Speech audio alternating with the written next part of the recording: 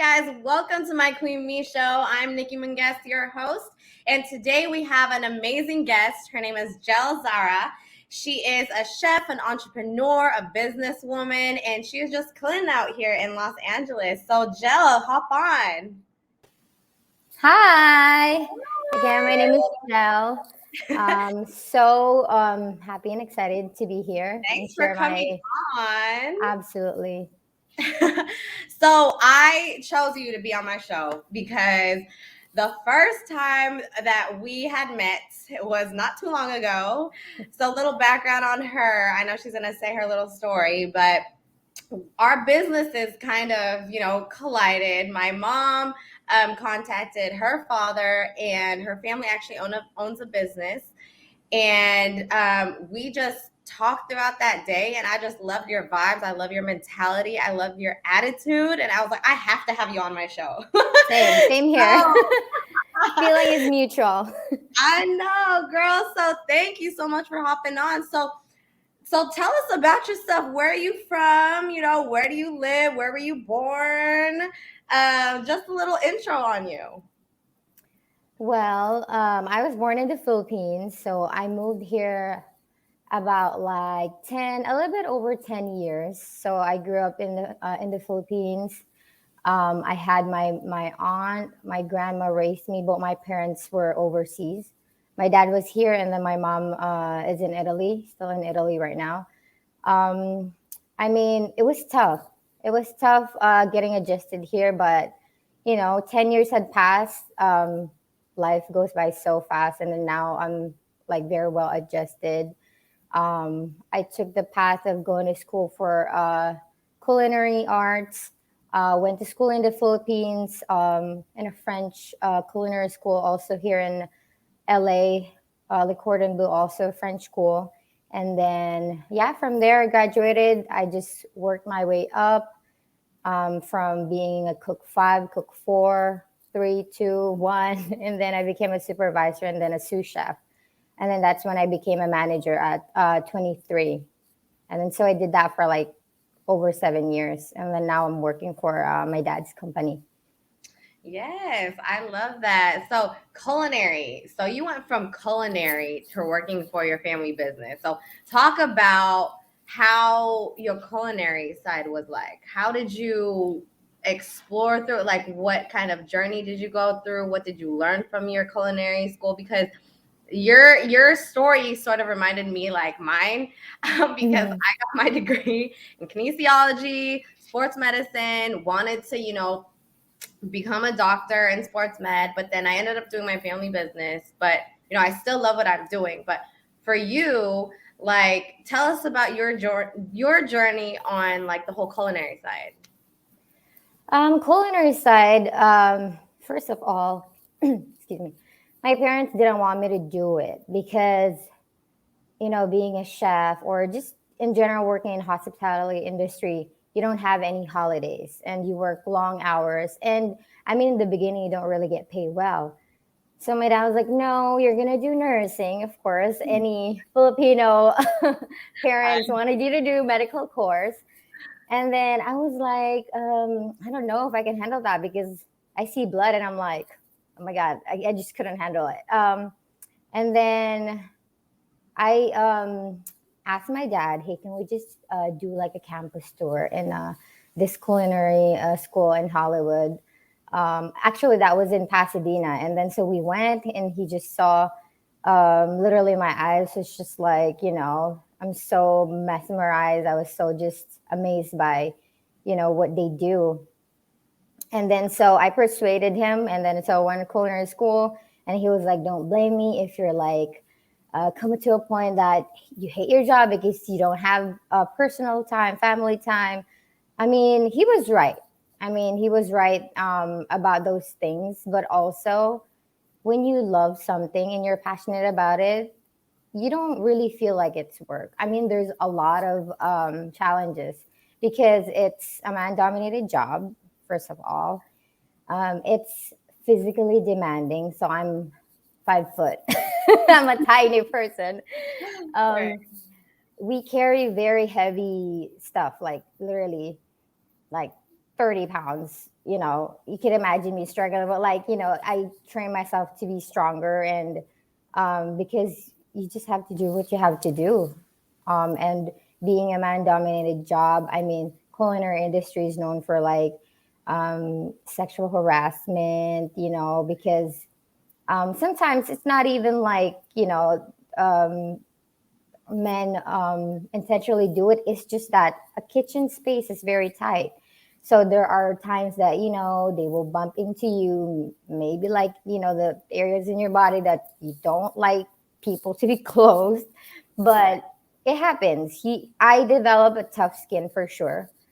I develop a tough skin, but also um, I develop like a very strong personality wherein um, I got competitive as well, Right. because that's what it takes. And honestly, like when you're in an industry and a career path that you want to be successful, you want to be in the top, like you're going to do whatever it takes. I wasn't as competitive before, but I was like, you know what? If I'm going to be a chef, I want to be a chef, then I'm going to do everything that it takes.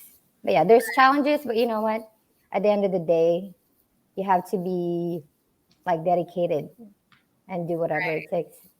So have you always been that hard worker? Because there's a lot of people out there, they want something, but they're not willing to put the effort in. But like they always Right. say they want something, but they're not ready to, like have you always been a hard worker, or like did you have like did it come to a point in your life where it's like, dang, like I need to wake up and I need to like work harder? So let's talk about like work ethic. Like, did you develop that yourself, or was it like were you influenced by your surroundings? I think when it comes to work ethic, well, I grew up in the Philippines, and I think that's something that um, us Filipino has in common. Like we're very hardworking. I mean, I'm not saying every single Filipino, right? Right. But but I mean, looking back, I think my personality, if I want something, I'm gonna do whatever it takes to get it. Right? It doesn't matter what it is, my career, but every like even a simple thing. If I want it, then I'm gonna put all the effort to getting it, reaching it.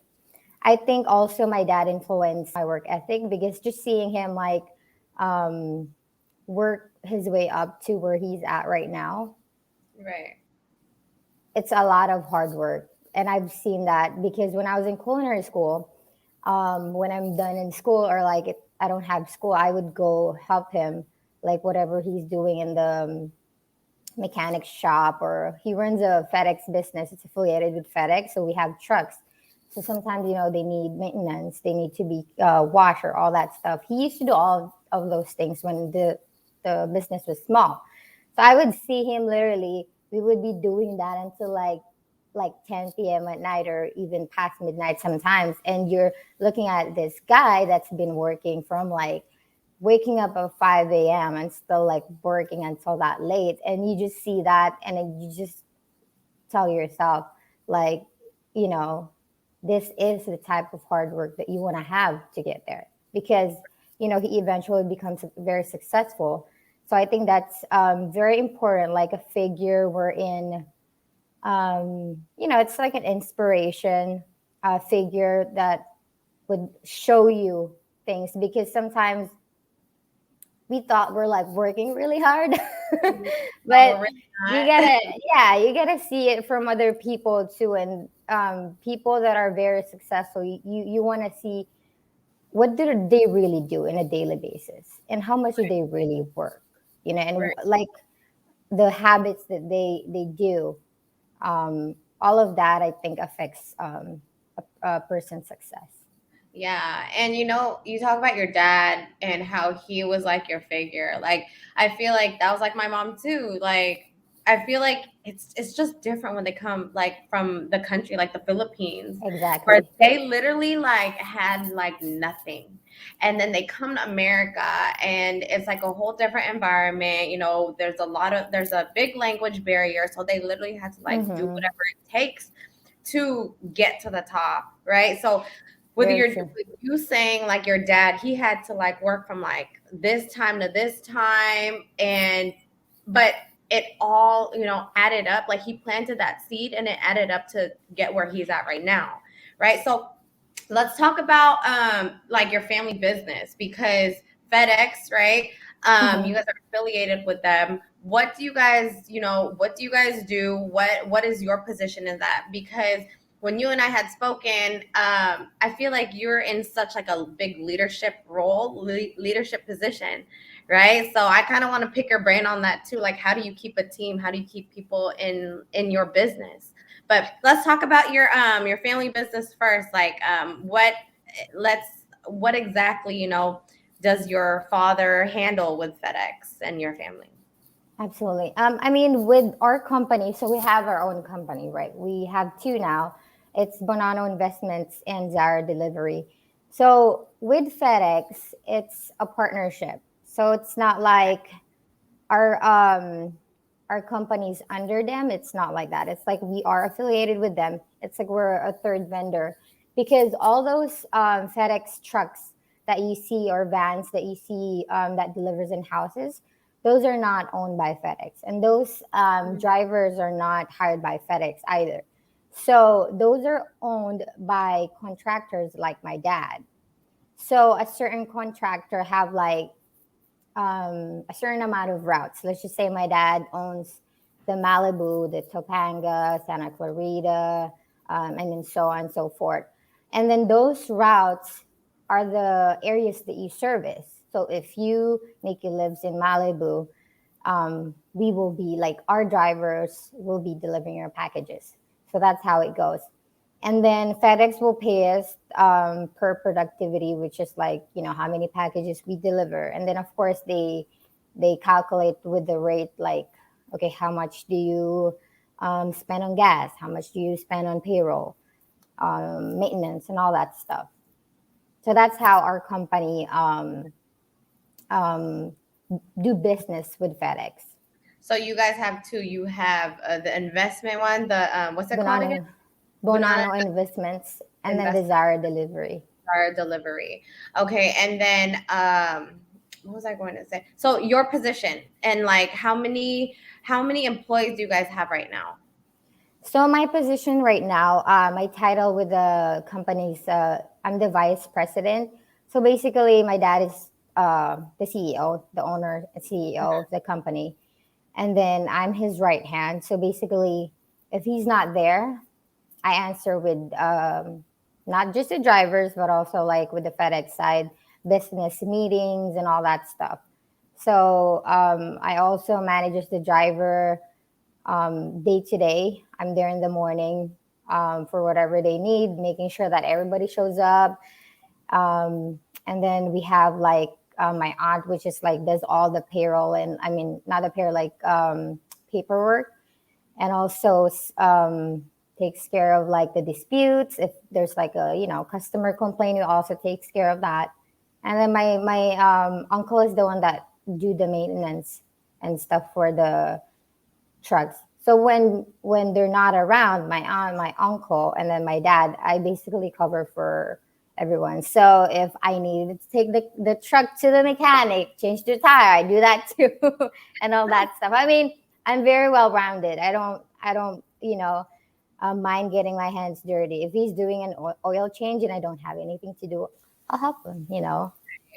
And that's I feel like that's what entrepreneurship is all about. Like you cannot be stuck to, okay, this is just my job. Like, Yeah. and with where you're at, like you're VP, like you're at a high position. And what I love about you, you are truly, you're truly embodying what a servant leader is, because leaders don't, just like tell people what to do. Like you help people, like even if you're on Yes. your off time, like that's what a servant leader is supposed to do. Like just, help your employees, help the business. It's not just, okay, you work from this point to this point, right? So let's talk about how do you keep employees, like because that's a team. Like you guys are a team. I'm pretty Hmm. sure that I mean, nothing's perfect, right? There's going to be issues that you guys have to resolve, like probably you yourself, right? There's probably going to be complaints, right? But let's talk about, how do you really keep like a core team? How do you keep people in your business? Well, I think first you need to have a good work environment, a good culture.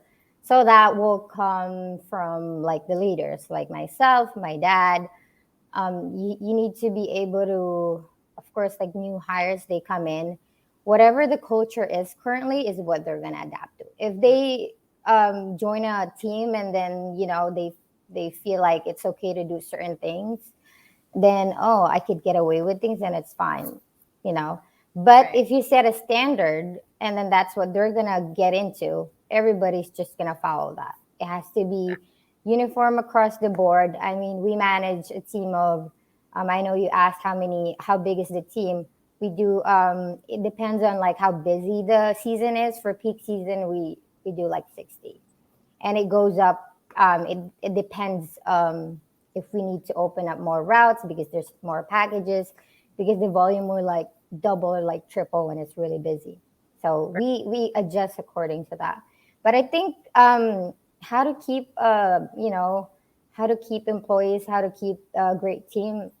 All in all, for me, I think what I learned when I was in the kitchen when I was a chef, you need to show people that you care so they also care for their job. We don't just walk around and say hi bye to the drivers. We ask them, hey, how's your day?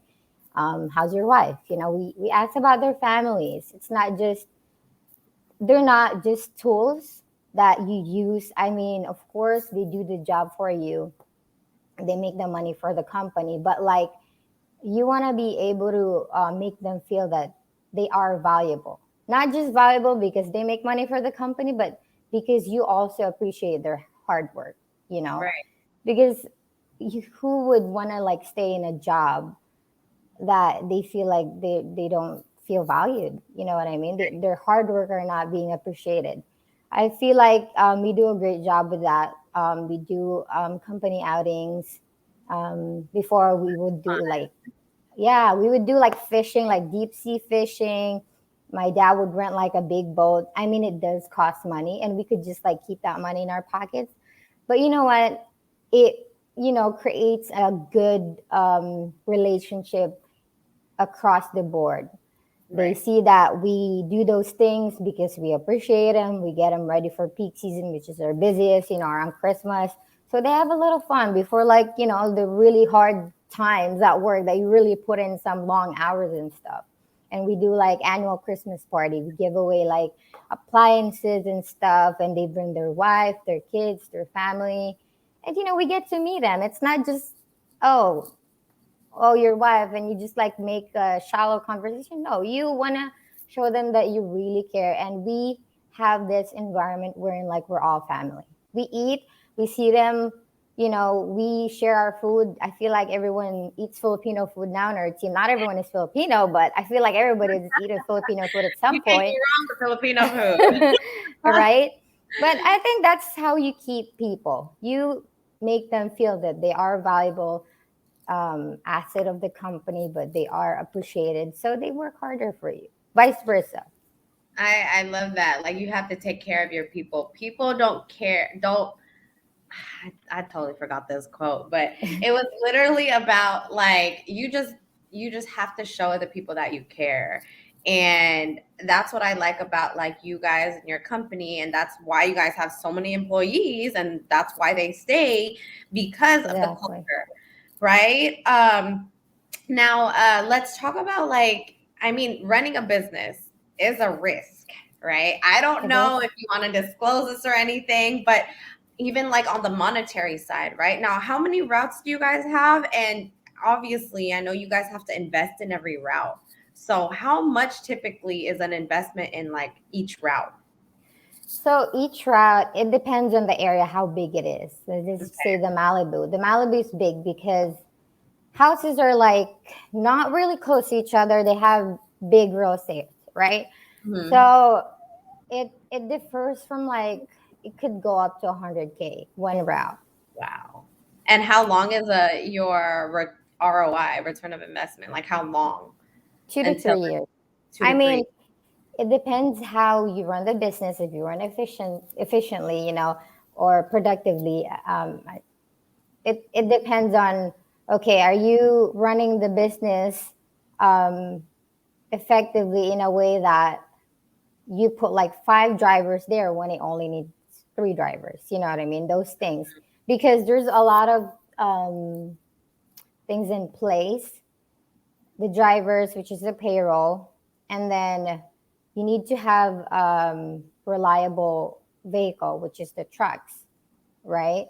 And then these things, actually, FedEx gives you a lot of tools to figure out all those things, but it ultimately depends on you, because what FedEx tells us, because it's a partnership, we're not under them. Like you contract with us, but it's up to you how to run your business. You're gonna run your business. We're just here to answer questions. We're just here to give you tools. So Mm-hmm. all those things, of course, there's a lot of planning involved. But like my dad has been very successful with it, because he started from the bottom up. My dad started as a package handler, so he was just like sorting packages, and then became a driver, and then became a manager for a contractor, and then became a contractor, and then now, like, he's the biggest in our terminal right now. I mean, my I dad was had a career before, but that's why I'm also talking about his work ethic, like where I got it from as well, because he was a pilot before in the Philippines, and then he migrated here in the States, and then he basically start from the bottom. It's not like you're a doctor in the Philippines and then you get here, you're still a doctor. There's some process, and some people does not, because it could be harder to pursue the same career here. So some right. people would take, if they're a doctor, they'll get here and then they'll be a nurse. I mean, I still have so much respect for those people.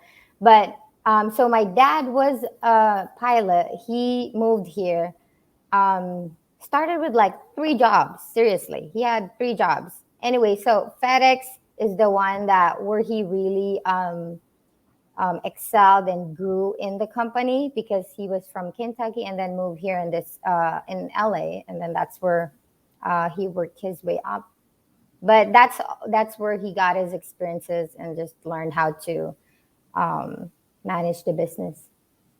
Wow. I feel like it just you have like a different work ethic, and he's always out there with like a certain type of like grind, um Yeah, because he started from the bottom, and you're so blessed that you have your dad to like guide you and to like lead you to like where you're at right now, because there's a lot of people, who are struggling to like get to like where he's at, but he has like showed you, he's mentored you, and you already have like such a good like head on your shoulders, like, and with your type of mentality and like your work ethic, there's no way like that your company is gonna like even grow, probably even more within the year, right? So that's what we're always hoping. I To right, just keep growing and create more opportunities, not just for us, but also we create opportunities for other people, and we're able to help them, and it's great.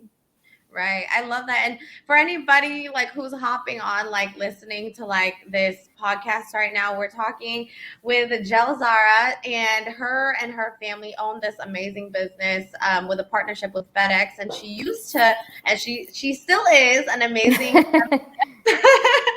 So, and the reason why I like brought her on the show is because, quick little recap, she has done it all. She's like gone through her passion, she's gone through her own journey, and with that, she's utilized all the aspects and the lessons that she's learned to run a business.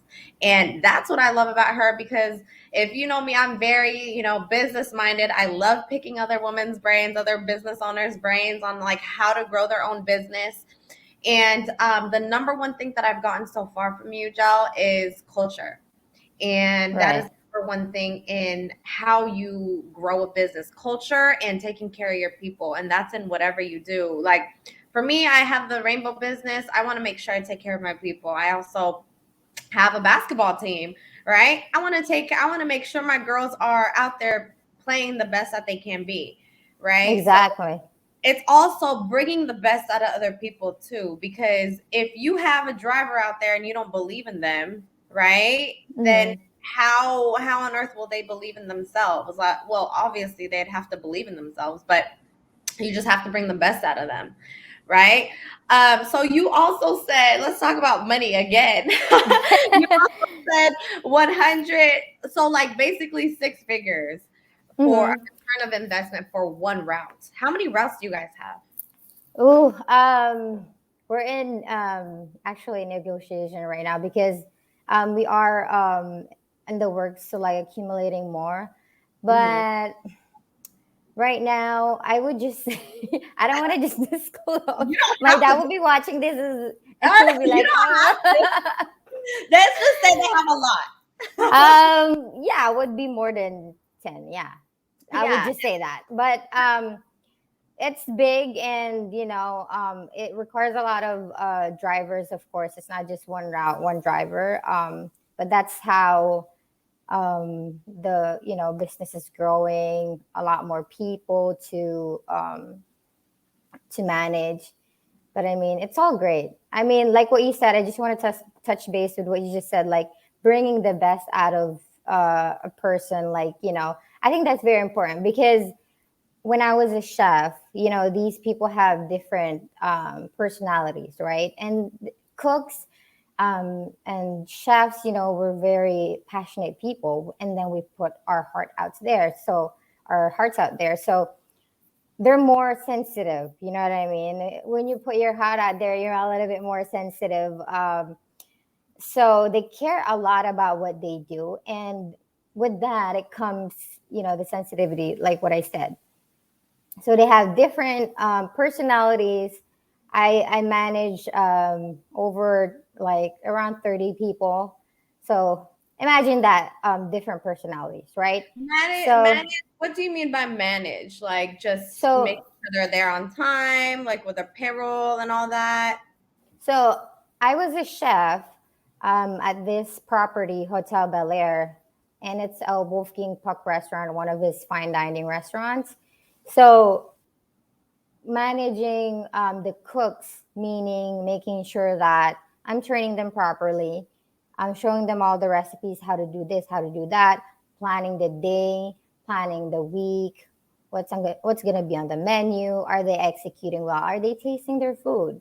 Are they plating nice dishes? Are they wiping their plate? All those things. Are they creating good habits? You know, all those things. It's a lot of that comes into play when you're running a restaurant, and then more so training all these people and making sure, because a chef is not the one that really cooks every single dish that comes out of the kitchen. So Right. it's very important that these cooks that actually are your hands in the kitchen does what you want, meaning they're doing it up to standard. You want your vision to be their vision, and then execute it as you imagine in your head. So that's, maybe I can cook this dish well, but can my cook this dish well as how I want it to be presented, and all that stuff, how You need should be patience. executed. Patience, you need just proper leadership in general. Like what you said, you want them to do their best, and I feel like managing, you have to learn each other's personality, their weaknesses. You need to be able to, because you cannot just come in and then just yell orders. Okay, do this, do that, do that. Like, that it doesn't work like that. You need, as a leader, you need to be able to make someone do something for you, and not just that, do it very well for you, Yeah. and maybe Yeah. sometimes even better than, yeah, and sometimes even better than you can do it, because Right. that's how you want it to be, because you want every dishes to be um, beautiful, to be delicious, and that's not easy, because you cannot do every single dish that comes out of the kitchen. At the end of the day, these people are gonna be the one that's gonna make make the dishes, and then gonna literally make the image of the restaurant. Right. And that's not easy. You have to pick their their minds and make them believe in their ability, but make sure that they have all the right tools, so they Right. build that confidence. So they build Exactly. that confidence, and you have to um, inspire them, make them motivated, so they come in, they just have this aura, they just have this energy. How do you do that though? Like, how do you keep them motivated when, let's say, like somebody just can't get it right? How do you keep them motivated? So, I mean, first, I feel like when um, there's something like that in front of me that I'm faced with, of course, you have to figure out, okay, what's going on? Like, why can he or she not get it? Is there something like, did he or she came in like off mood? He doesn't seem, or she doesn't seem as, um, like as bubbly as other days. Maybe she's going through something. So us chefs were actually like also therapists. It's funny because, like what I said, these people are so passionate, they're very I would emotional people. have never known. Yeah, it's crazy because there's a lot of times I pull them in the office and then literally ask them, hey, are you okay? Like, you ask them, are you okay? Like, is everything going well? How's home, personal life and stuff like that. I mean, it's not like they're obligated to share, but if they want to, they will share. And you'll Mhm. find out, like, something happened at home, and that's why they came in a not very good mood and they're not doing well. And then you just talk to them about it, and then tell them that this is our space here, and when we're cooking, because of us chefs, when we're cooking, we're like in a different zone. It doesn't Right. matter what's going on, and like the kitchen for us is like an escape. Cooking for us is like an escape. It doesn't matter if there's a problem at my house, or like personal life, or like relationship. When I'm cooking, we're in the zone, and it's like different vibe. It's like it takes you in a different level because it needs so much focus, needs so much creativity, and just everything. All your senses is like come to play. So figure out what's the problem. There's something bothering them. I just tell them, you know what, we're here to just make good food and do what you love to do. And, we can leave whatever happened outside of work when you come in that door. Like, here you come in that door, you're a different person. You're Right. a chef, you're a cook. And, after that, you just keep motivating them, telling them that, hey, you're doing a great job, but you should do this better, like this and like that. And then basically like showing them, because sometimes you can ask them to do something, but other people would learn more visually, right? So Exactly. you need to find that um technique, or like just being strategic with like every person, because it's not one size fit all with management skills, right? Ex- Some people needs like this really like stern, like you need to be like really strong coming off this person for them to listen. But some person will be like, if you do that treatment, they're gonna like literally just close off and just like, oh my god, like I don't want to listen to you anymore. Like, okay, I'm out. I'm walking out. Like, you don't want that, right? You want to get Exactly. you want to get same results, but you have to do it differently with every person. Exactly. Isn't that crazy? Like what you learned in like your culinary, like as like leadership, like you're still applying it to your family business, like Hmm. no matter what. And it's so crazy because that's what leadership is all about. You build confidence within them. And I love what you said, because I was kind of a trick question when I asked you, how do you keep them motivated? Because it's hard, right? But you truly personalized it. Like not It has to everybody, be. not everybody that walks into that door of that restaurant is going to be the same person, right? And There's bad days and good days. exactly. And what makes you a great leader is that you know how to not reflect, but like you know how to how to like read people and like That's how very important, I think, with leadership. very Yeah. important. Very important with leadership. And so let's talk about like some struggles that you've encountered, you know, throughout your career and like what you did to overcome it with like that type of mindset, whether it be like a struggle during in the culinary side or a struggle during like your family business side. Like what did you do to like overcome that obstacle in your life? I mean, I would start with my culinary career. There's a lot of obstacle. I mean, I think I've touched base in the beginning about like sexual harassment. Mhm. I've experienced that in the beginning of my career. This I was like 18 or 19. I started working very early in my career. Even when I was still in school, I was working on Yeah. the side because I just wanted to like learn the on the job because I feel like yes, you go to school, they teach you all these things, but on the job training or experience is totally different, right? So I was probably 19, and then I encountered this situation.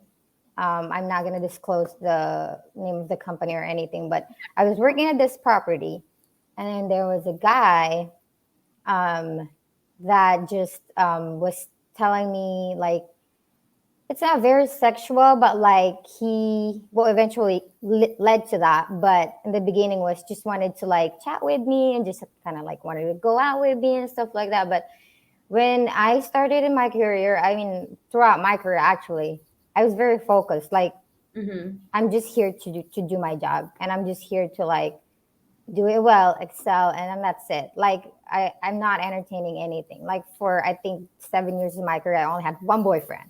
But like the You're rest of my focused, girl. yeah, the rest of my career, I was very just career driven. I didn't want any distraction. But so this guy started talking to me, and then I was just like ignoring him. But I guess he wasn't used to like being ignored because I heard that, he talked to a lot of girls. So he goes out with a lot of girls from like different departments and stuff like that. I was like, okay, well, I'm not I'm not doing that.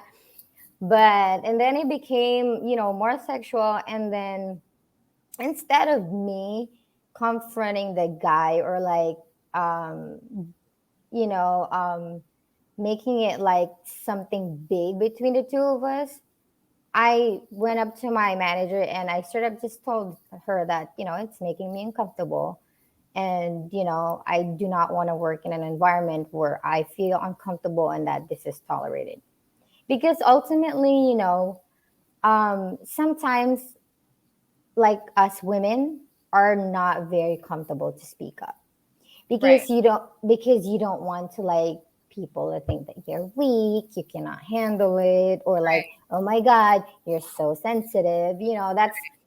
That's always, something that could happen, or like perception, I would say, stereotype.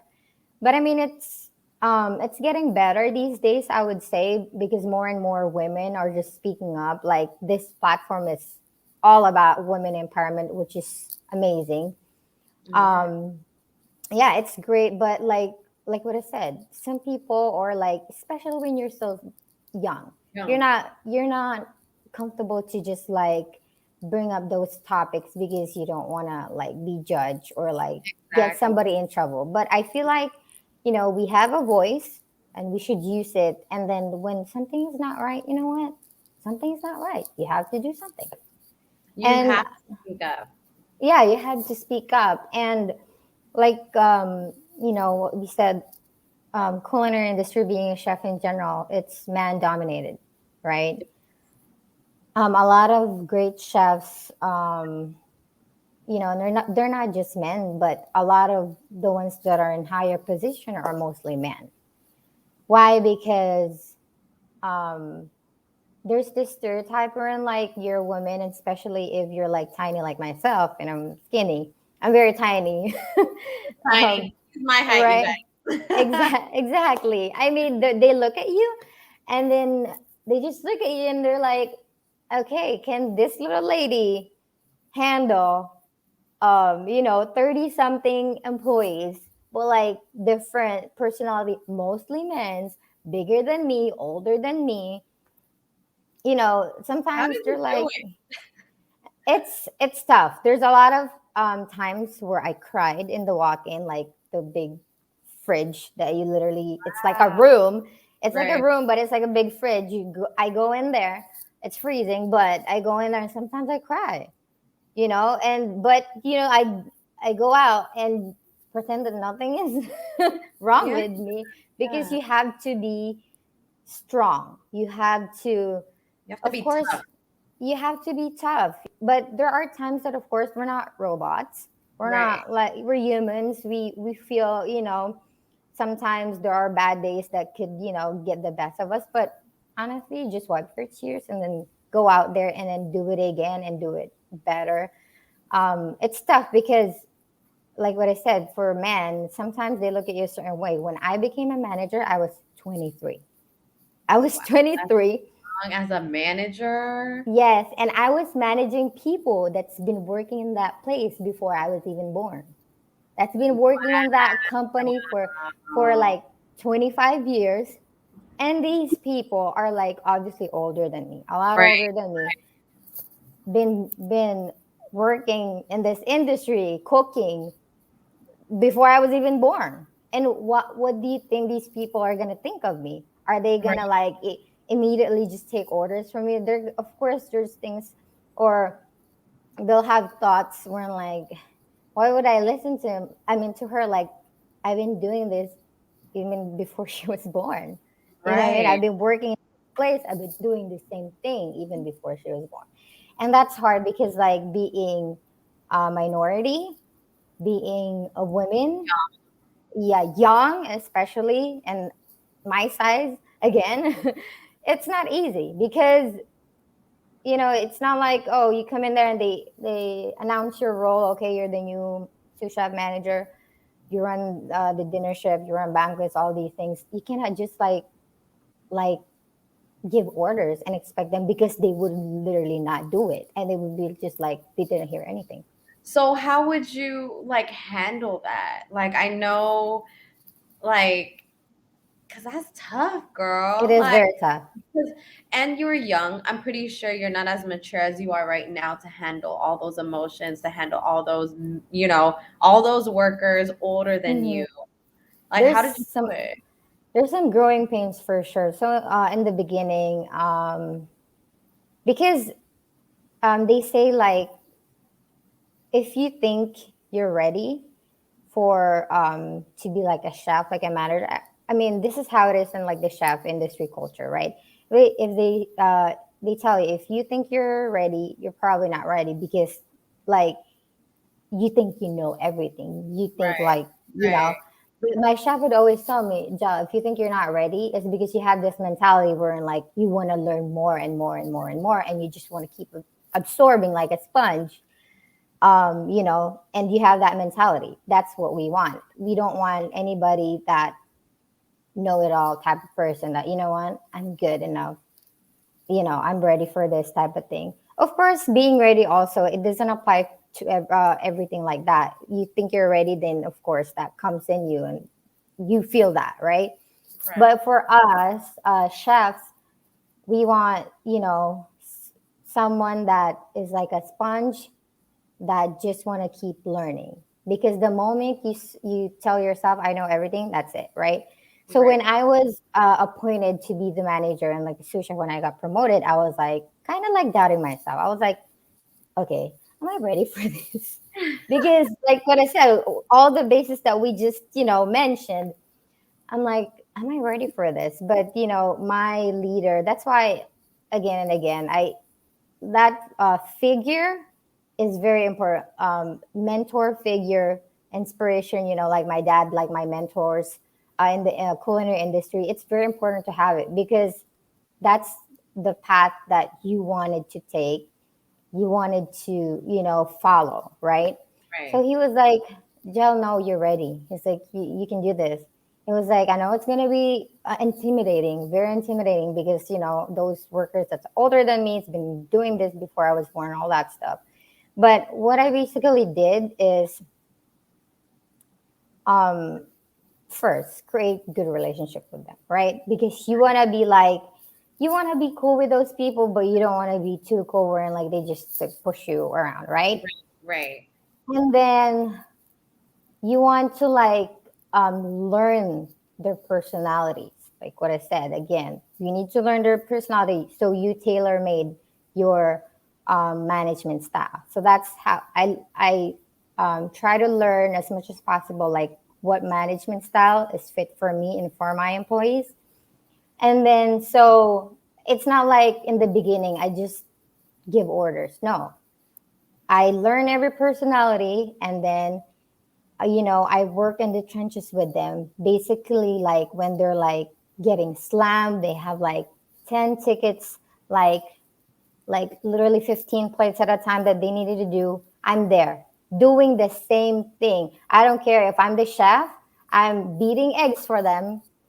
And then I'll tell them, okay, Jose or whoever, do you need eggs from the walk in? I went to the walk in and then grab it. It doesn't matter if I'm your chef. But the thing is, I want you to know that it doesn't matter what happens, I'm here for you. I got your back, right? Yeah, you're different. I mean, it's a lot of growing pains. It's not easy. There's a lot of times where I cried. Of course, it's not gonna be all perfect. Like they're just gonna listen to you Right. after you did all those things. Sometimes there's people that are like, no, they just don't want to listen to Ungrateful. you. They're Yeah, right. and they There's just don't people want who to are listen to you. right. But Right. I think you need to gain their respect. So that's how I did it. Like I make them sure that they know I'm there for them, right? Doing Mhm. every single thing. And then that's when I needed them to do something, they need to do it for me. Right. Because now they know that I'm there no matter what they need. I'm gonna support them. I'm gonna make sure they're set. I'm gonna make sure, they're are gonna be successful.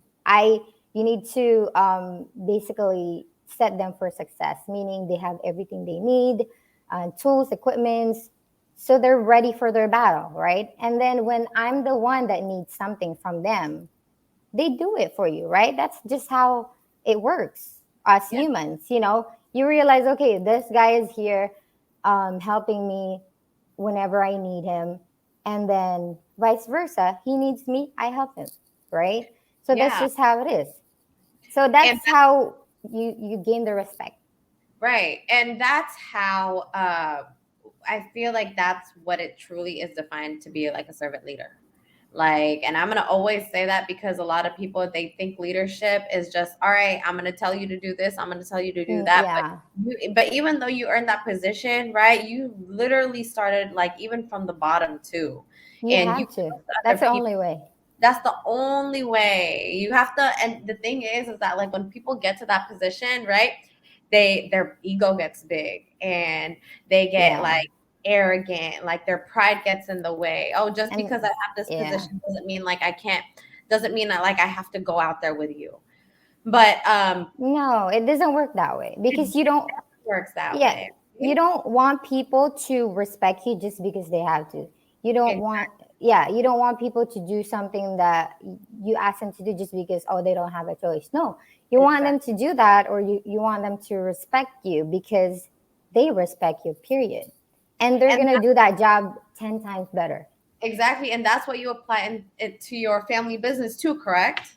Yes, absolutely. Like you still go out there in the field, like if they need Yeah. help with like a maintenance on a truck, right? I Um, deliver too. right. Hey, girl, Yeah. you can do it too. See, she does it all. But like I said, you're such, an inspiring woman. You have done it all and you're still doing it and you're still looking forward to growing. Now, what advice? I loved our conversation. When did I go to your house? Like Tuesday? No, Yeah. was it Tuesday? No, Yes. Was it a Tuesday? Something no. like that. I can't remember. Um, I loved our conversation on, having the right mindset and Mhm. that like nothing is impossible. Because girl, I looked at your house and I was like, okay, I want to be a neighbor. And you're like, Nothing is impossible. it's not impossible. Like like anything is possible. So for Exactly. anybody watching, what advice, because I do have a lot of young ones too, probably watching my podcast, looking for some type of inspiration, what type of advice would you give to like your younger self and the younger generation right now who is living in a world full of social media, living in a world of, all these negative influences? So on like dreaming big, what can you tell them?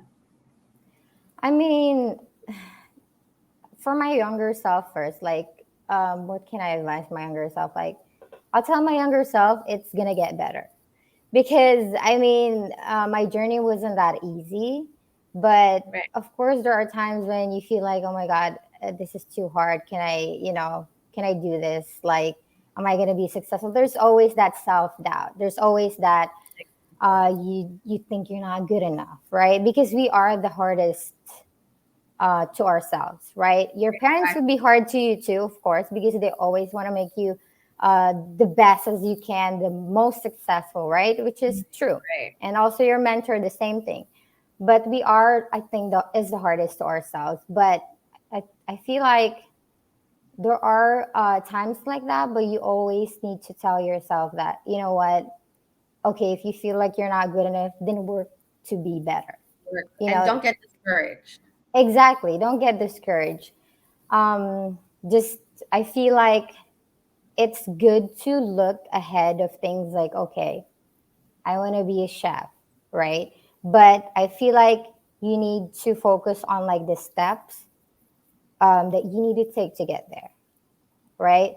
So you need to be working on, like, okay, so if I'm a prep cook, how do I become like a line cook, or like how to, and keep working on the next step, because you cannot be like, okay, this is it for me. Like, okay, I work on a really nice place.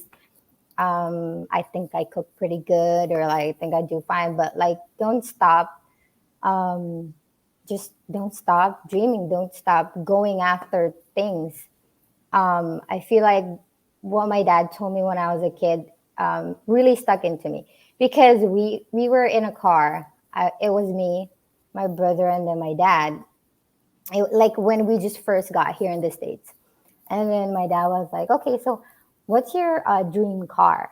And then my brother was like, "Oh, I want a Ferrari or something like that. It was an exotic car." Yeah. And then I was like, I was like, you know what? I just wanted like a regular car. Like, I just want to be realistic, right? And then they Right. were like, there was like a Prius that passed by, and then I was like, you know what? It looks nice. I'm fine with that. Like, I just want to be realistic. I was like, what, 16 years old, right? Right. Right. So I was like, you know what? I just want to be realistic. And I was from the Philippines. I just got to the United States. Of course, like, Philippines is a third world country. It's not as progressive as the United States. So I was like good with like simple things, right? Mhm. And then my dad told us, or me personally, he was like, you know what, Del, if you're gonna dream, you have to dream big. He was like, Right. you need to dream high. Like, if you think it's scary, it's impossible, you're in the right track, because you want it to be scary, you want it to be intimidating, you want it to be like almost like unreachable, because that's how you should dream. Because if you reach for that, if you aim for that, if you didn't aim that, you're still gonna land somewhere high. Because if you dream here, then you're just gonna be here or even lower, right? Right. Right. uh, that really stuck into me, like that. He told me that like a long time ago, but I think that's how I just kept dreaming. And I didn't realize I got my first car. It was a BMW. Like, I was dreaming for a Prius because like it's like that day when he told me that, I really like reflect on it. And then, so like what I said, fast forward, like, you know what, you're gonna be in a position in your life that, oh my God, I didn't even think I would get here. Right. Because hard work will take you there. Hard, like the day-to-day habits, whatever you do in your life, all of a sudden you're somewhere like, oh my God, it happened. And then you're going to keep dreaming again. You're Look going at to keep chasing something, bigger. and it will never stop because the world is your oyster. Seriously, everything is It possible. is. It is. And it really is just dreaming big and never limiting yourself and being patient and working hard, because a lot of people nowadays are so into instant gratification. Sometimes it's not going to come. Like, you literally just have to, trust the process and True. just Put in the keep work. put in the work and just literally take it like day by day. And you're such a strong woman. There's going to be times in your life where you do encounter difficulties or obstacles, but it's up to you if you want to, either, wipe your tears and just like keep it pushing, or just like stop right there. But Del, thank you so much for being on my show. You have dropped so many, gems and inspiration for, anybody on here to listen to. If anybody of you guys are watching, make sure to follow her on her Instagram. It's right there. She is, an amazing woman, an amazing friend. We just met, but I I know. know that we're gonna be great friends in the long run. Exactly. And just surround yourself. Like, for me, I love to surround myself with people who, are like-minded, or people who are Exactly. even, who will actually push me to like the next level. And Very girl, you true. are one of them. Oh, And thank with you. all of like your leadership skills Likewise. and you're just like your personality. She's super simple, but it's her mindset is what gets her to, where she's at. So thank you so much. You guys can find her on that's just your Instagram handle, correct? Yes. Anything else? But yeah, just follow her on her Instagram. Any thank yous? I know you said thank you to your dad. He's one of your big mentors. Anybody else you'd want to say thank you to? I mean, I want to say thank you to my mentors in the culinary field too.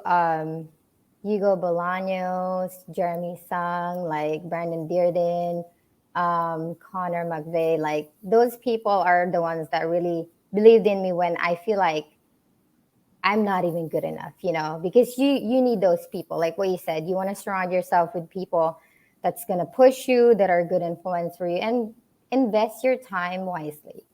Right. You want to use your time because life goes by so fast. Sometimes we feel like, oh my god, we're so young, we have so much time in our lives, but honestly the reality is it goes by really fast, and you want to invest it in the people, yeah, and the people that contribute good in you, positive, because I feel like that's how you're going to be efficient in life, efficient in reaching your goals as well. You only want to do things that's going to contribute to reaching your goals, and people that are gonna help you get there. And of course, be appreciative of everybody, Always. because we are we are always on the go, reaching our dream and all that stuff. That sometimes we forget that other people are too, but they choose to help you. And you should Right. also share knowledge, because knowledge that's not shared, then it's useless. Because we Right. die, and what we leave is our legacy. Exactly. And knowledge is so powerful. And just continue to help people. And if you guys are, in any leadership position, I hope that you learned a lot from Gel. She has been in, all sorts of leadership positions, and she's killing it right now. So great example. Thank you so much. I love this podcast. This was such an amazing Thank you. episode.